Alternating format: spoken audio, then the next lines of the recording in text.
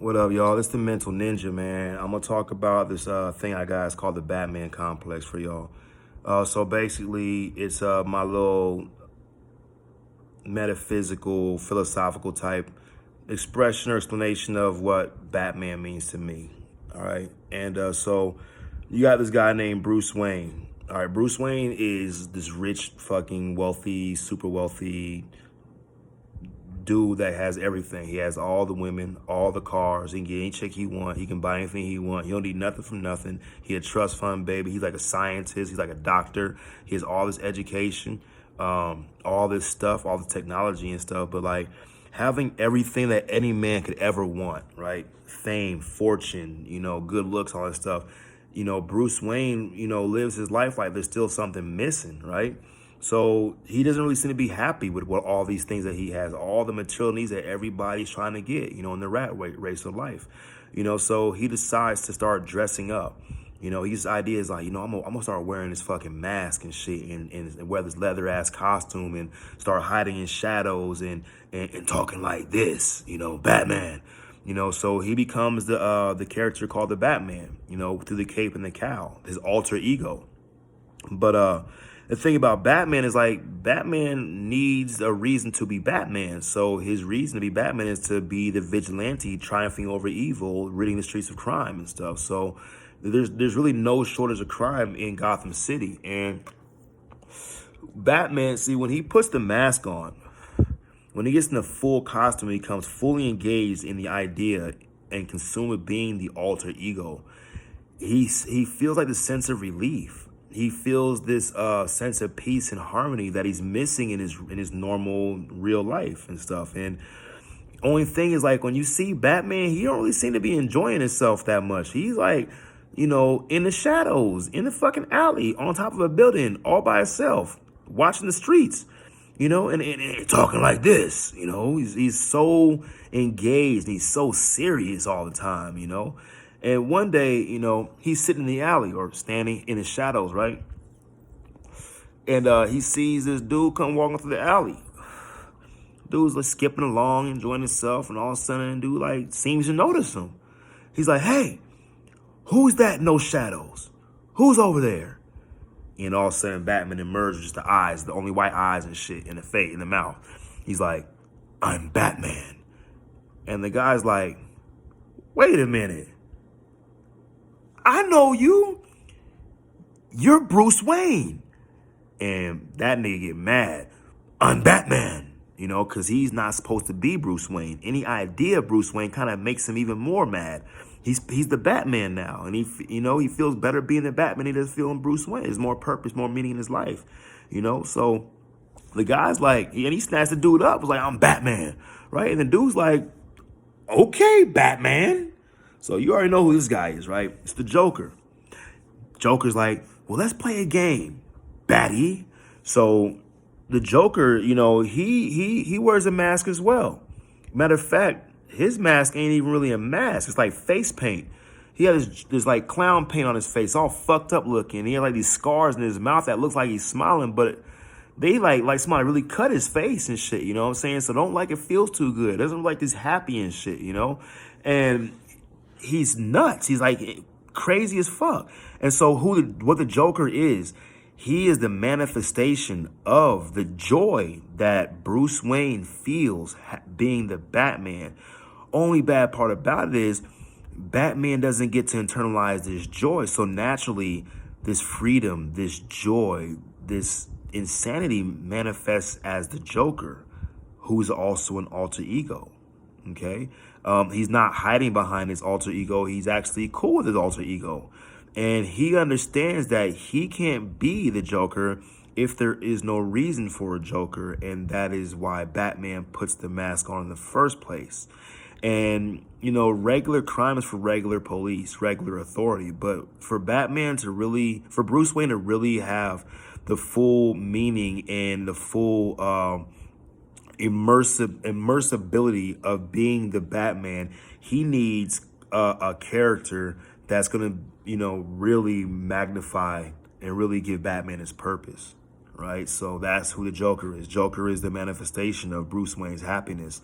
and his joy out of being the Batman. He's the negative polarity to the Batman's positive polarity, but really, who's positive, who's negative? Because Bruce Wayne is the one that's in full flight from his own reality. All right, now there's other characters too, and the funny thing about the Joker is in the Dark Knight, I think it's the Dark Knight Rises, one of the second Batman movie with what's his name, he tells Batman when in the scaffolding and shit is like, I'm not gonna kill you, I need you. And that's the reason that Joker needs Batman, because there's no Batman, there's no Joker. There's no need for some extraordinary supervillain. The supervillain is needed by the superhero. Every like Killer Priest, one of my favorite rappers, says, for every ghetto Jesus, there's a Judas Iscariot. You always have the hero and the villain, the Neo and the Agent Smith, the Luke Skywalker and the Darth Vader, or the dark side of Luke Skywalker, Atreyu and the wolf nigga, I forget his name. So Mora was his name, I believe. So the other characters are also aspects of Bruce Wayne's own psyche, and you have the one character's name is the Riddler.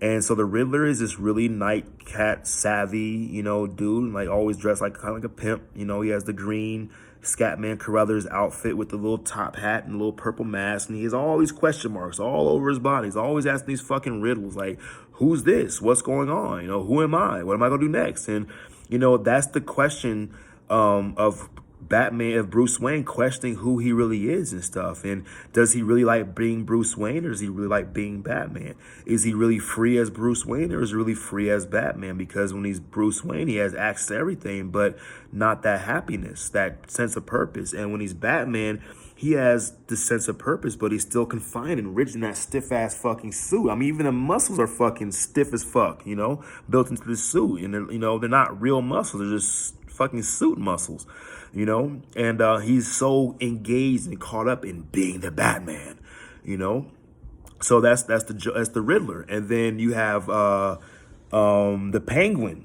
All right, now the Penguin is an orphan baby. He was abandoned. Bruce Wayne feels abandoned, because his parents aren't there, they're dead. The Penguin is a really hideous, fat, ugly, stubby dude with fucking warped hands, an ugly ass, long ass nose.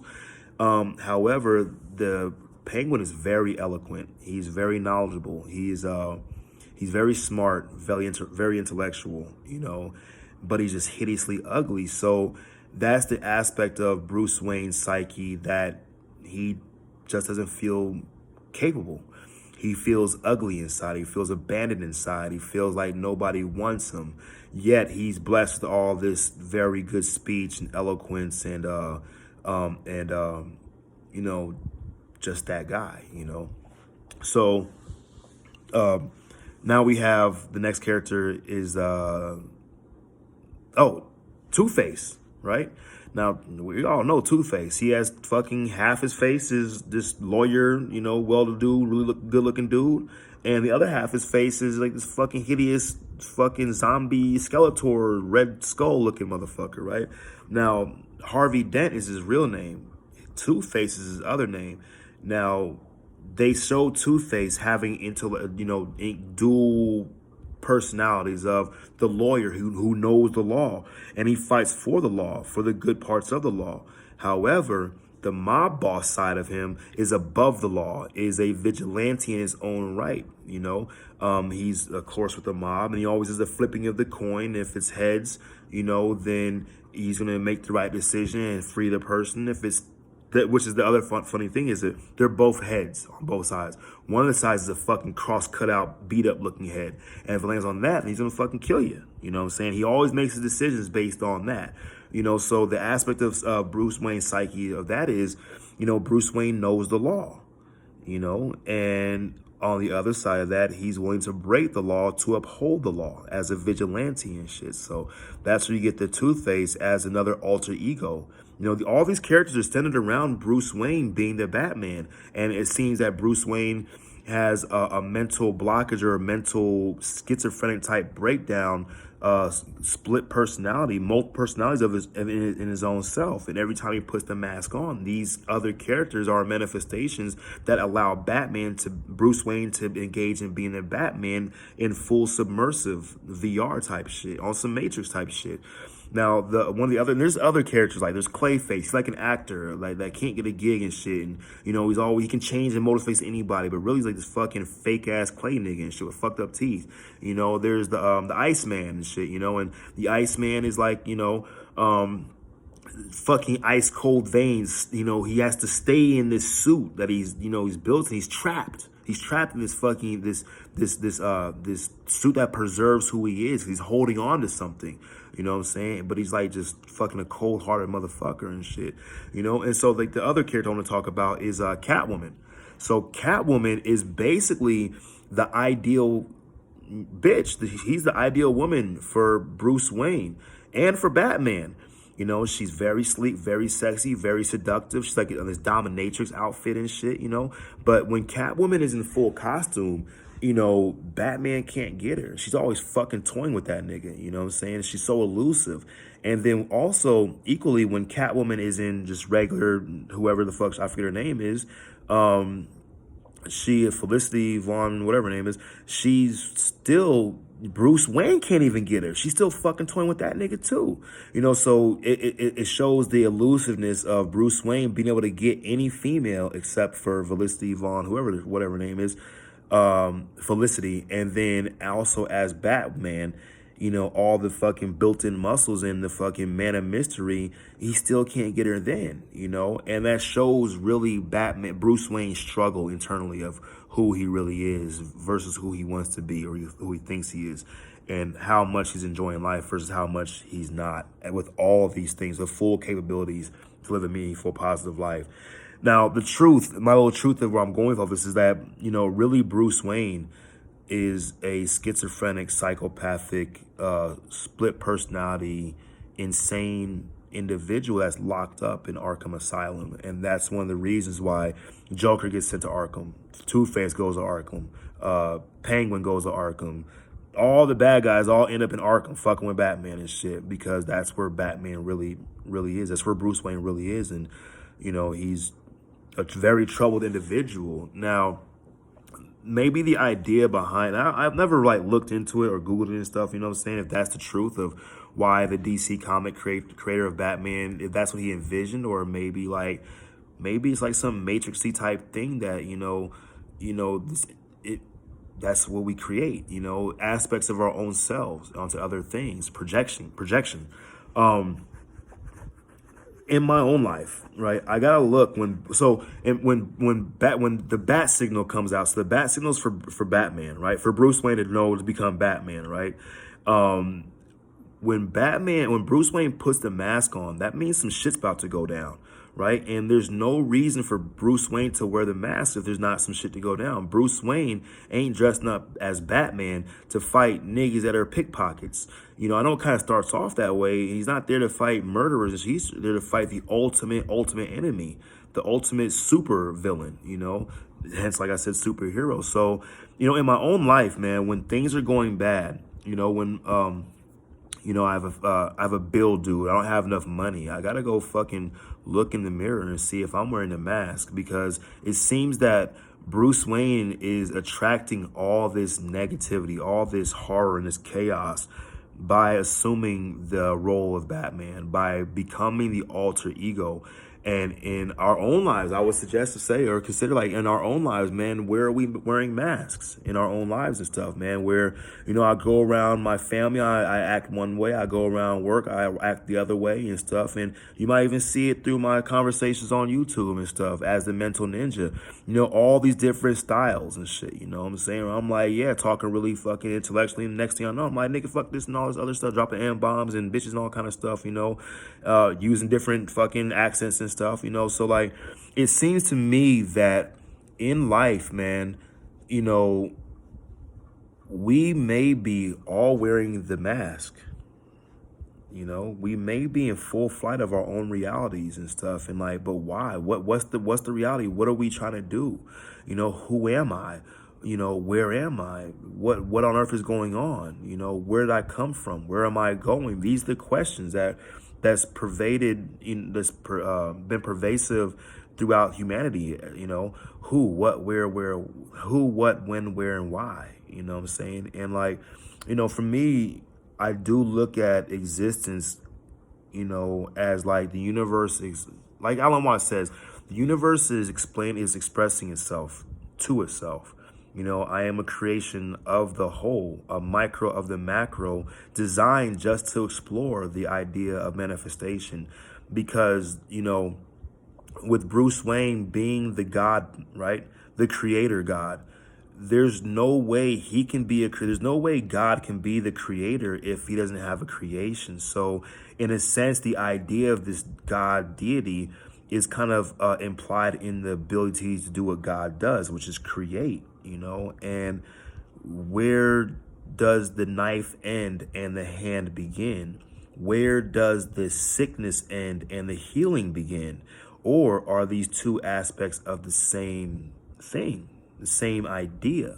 You know, positive and negative are both attached to the idea of polarity.